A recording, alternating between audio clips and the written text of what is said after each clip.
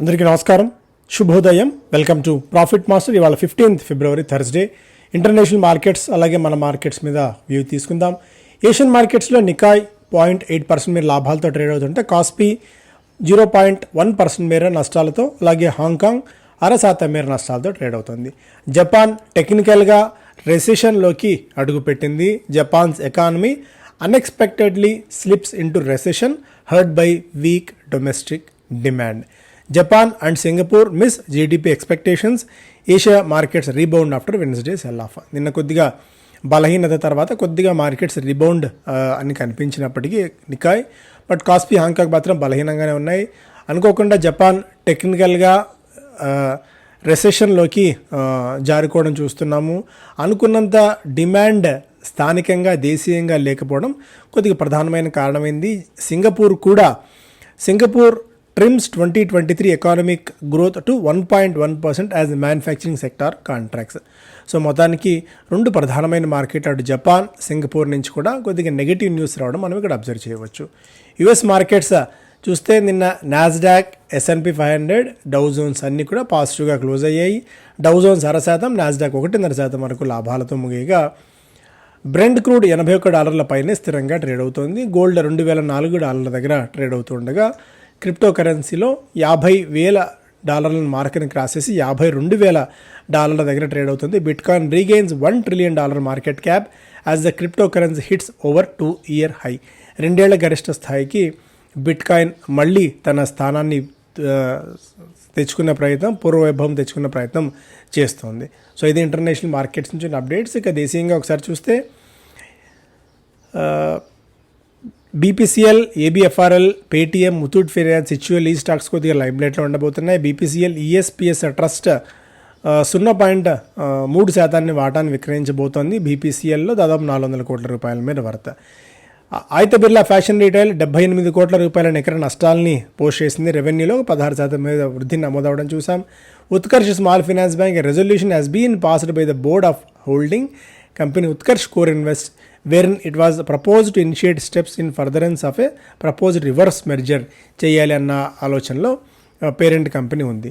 Paytm on Wednesday clarified that its associate Paytm Payments Bank doesn't undertake outward foreign remittances. So విదేశాలకు నిధులు తీసుకువెళ్ళలేదు అని చెప్పి Paytm payments bank చెప్తున్నప్పటికీ దీని మీద ED లోతుగా దర్యాప్తు చేస్తోంది. పేటీఎం పేమెంట్స్ బ్యాంక్ చెందిన అధికారులను ఈడీ దర్యాప్తు చేసిన వార్తలు కూడా నిన్న చూడవచ్చు.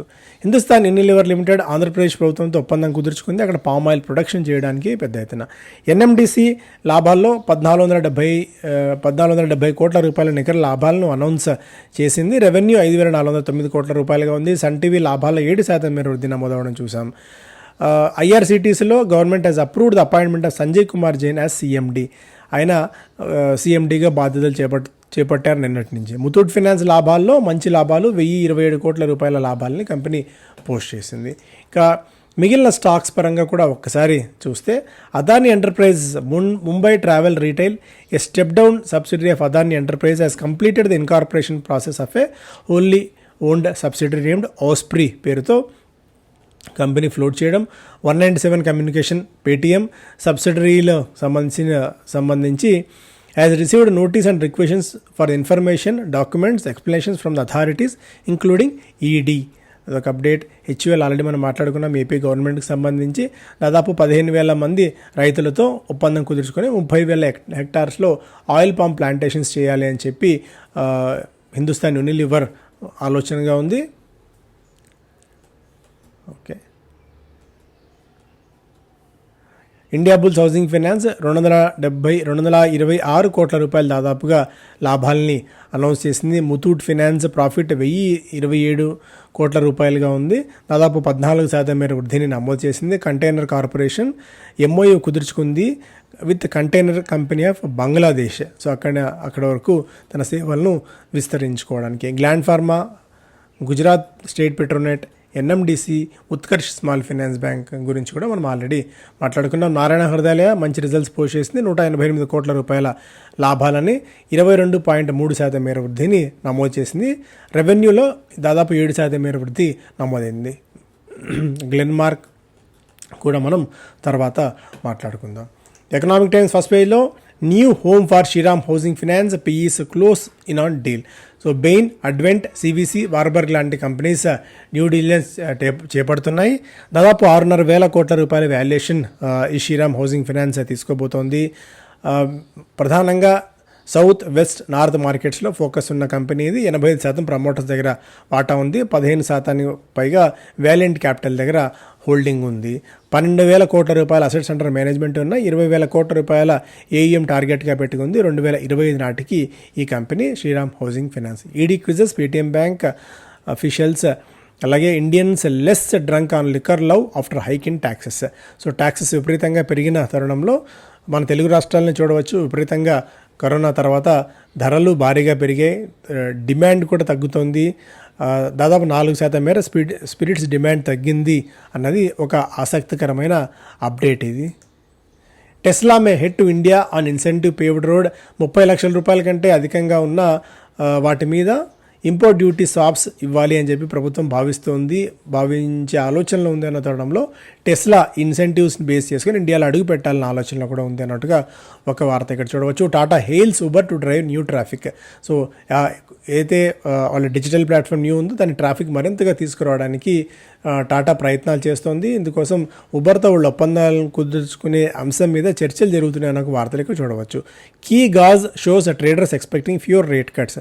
సో రేట్ కట్స్ కొద్దిగా అంత అనుకున్నంతగా ఉండకపోవచ్చు అని చెప్పి స్ట్రీట్ ఇప్పటికీ ఎక్స్పెక్ట్ చేస్తుంది. రిలయన్స్ 20 లక్షల కోట్ల రూపాయల మార్కెట్ క్యాప్ క్రాస్ చేసింది. ప్రపంచంలోనే 48వ అతి మోస్ట్ వాల్యూడ్ కంపెనీగా ఇప్పుడు రిలయన్స్ ఇండస్ట్రీస్ ఉంది. దీనిపైన నెట్ఫ్లిక్స్, హెర్మ్స్, ఎన్విడియా, అల్ఫాబెట్ లాంటి కంపెనీస్ ఉండగా సో మేజర్గా దీని కింద ఇంకా కంపెనీస్ కూడా ఉన్నాయి. ఓవరాల్గా పిఈ పాయింట్ చూస్తే అత్యధిక పిఈతో ప్రస్తుతం కోట్ అవుతూ వస్తున్న కంపెనీ రిలయన్స్ ఇండస్ట్రీస్. వరల్డ్లో టాప్ కంపెనీస్ కూడా హార్డ్లీ 7 or 4 నుంచి 15% maximum, but mostly single digit or highest single digit దగ్గర మాత్రమే ఈ కంపెనీస్ అన్నీ కూడా పిఈస్ ట్రేడ్ అవుతూ వస్తున్నాయి.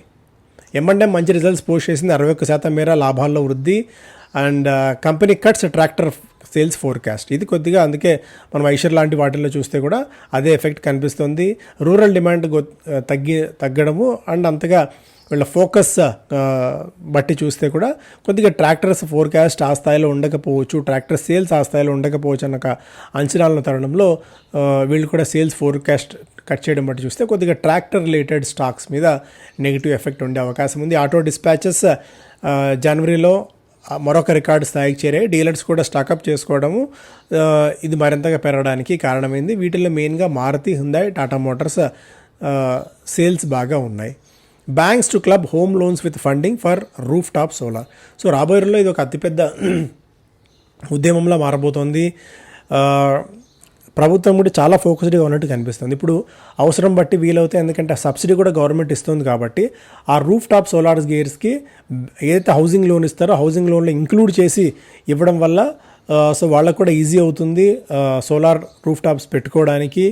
బట్ మోస్ట్లీ అపార్ట్మెంట్స్ కల్చర్ ఉన్న తరుణంలో మనం అపార్ట్మెంట్స్లో ఆ రైట్స్ రావడానికి, ఎందుకంటే అపార్ట్మెంట్స్లో కామన్ రైట్స్ ఇవన్నీ ఉంటాయి. సో నేను కూడా లాస్ట్ ఒక 1.5 year నుంచి ట్రై చేస్తున్నాను సోలార్ పెట్టించుకుందామని. బట్ అపార్ట్మెంట్లో రకరకాల రూల్స్, రైట్ ఓనర్షిప్ అవన్నీ కూడా కామన్ ఇది ఉంటాయి కాబట్టి చాలా ఇబ్బంది అవుతుంది. బట్ దీన్ని ఎలా గవర్నమెంట్ సాల్వ్ చేస్తుందో చూడాలి. బట్ ఒక అతిపెద్ద సెక్టార్ ఎమర్జ్ కాబోతోంది. దీన్ని మనం ఖచ్చితంగా రాడార్లో పెట్టుకుని తీరాల్సిన సెక్టార్గా ఉంది. Rerating of high flying PSUs has few more legs. So ఇక్కడ నుంచి జెఫ్రీస్ చెప్తున్న అంచనాల ప్రకారం ఎన్టీపీసీ, పవర్ గ్రిడ్ ఇంకా రీరేటింగ్ జరగవచ్చు. కోల్ ఇండియా దీని నుంచి మరింతగా బెనిఫిట్ పొందే అవకాశం ఉంది వాళ్ళ క్యాపెక్స్ పెంచడం వల్ల అన్నది కూడా ఒక అంచనా. So when compared with last year అదే మొమెంటం అంటే అదే ఫండమెంటల్స్ కనుక ఉన్నట్టయితే ఇంకా ఇప్పుడున్న స్టాక్స్ మరింతగా రీరేటింగ్ తీసుకోవచ్చు. Notable expectations PSU banks especially బాగా రీరేటింగ్ తీసుకునే అవకాశాలు ఉన్నాయని చెప్పి, with notable exceptions being ONGC, Concor and BHCL అనేది వీళ్ళు చెప్తున్న మాట. వాల్యూ మ్యాక్సిమైజేషన్ మేజర్గా ఎస్బీఐ, కోల్ ఇండియా, ఎన్టీపీసీ లాంటి వాటిలో ఉన్నాయని చెప్పి జెఫ్రీస్ విశ్లేషణ ఇది. హీరో మోటార్స్ కొద్దిగా రిజల్ట్స్ వీక్గా వచ్చినప్పటికీ రీసెంట్గా స్టాక్ కొద్దిగా బలహీనపడుతున్నప్పటికీ రాబోయే రోజుల్లో మరింత విస్తృతి మరింత పరిధి ఈ స్టాక్ ఉండవచ్చు అనేది ఓవరాల్గా ఈ స్టోరీ సారాంశం. బంధన్ బ్యాంక్లో ఇర్రెగ్యులారిటీస్ ఉన్నాయన్న అంచనాల నేపథ్యంలో 5 మిలియన్ దాదాపు 50 లక్షల అకౌంట్స్ని ఆడిట్ చేయబోతుంది ఈఎన్వై. ఎందుకంటే 22,750 కోట్ల రూపాయల లోన్స్ మీద ఇన్సూరెన్స్ క్లెయిమ్స్ ప్రభుత్వం నుంచి తీసుకోవాలని చెప్పి బంధన్ బ్యాంక్ భావిస్తున్న తరుణంలో నిజంగా బంధన్ బ్యాంక్లో ఈ అకౌంట్స్ అన్ని నిజమా కాదా అన్న అంశాల మీద ఒక పూర్తిస్థాయి దర్యాప్తు జరగబోతోంది. సో బంధన్ బ్యాంక్ స్టాక్ని కొద్దిగా గమనించండి. Bearish bets and HDFC Bank rise to record levels. గతంలో ఎప్పుడూ లేని విధంగా హెచ్డిఎఫ్సి బ్యాంకులో సెల్లింగ్ సైడ్ ఎక్కువగా ఉన్నారు, షార్ట్ పొజిషన్స్ ఎక్కువగా జనాలు తీసుకుంటున్నారు. గతంతో పోలిస్తే దాదాపు 115% అధికంగా స్టాక్ ఫ్యూచర్స్లో ఈ బిల్డప్ అవుతున్నాయి, బేరిష్ బెడ్స్ బిల్డప్ అవుతున్నాయి అనేది ఇక్కడ చెప్తున్న అంశం.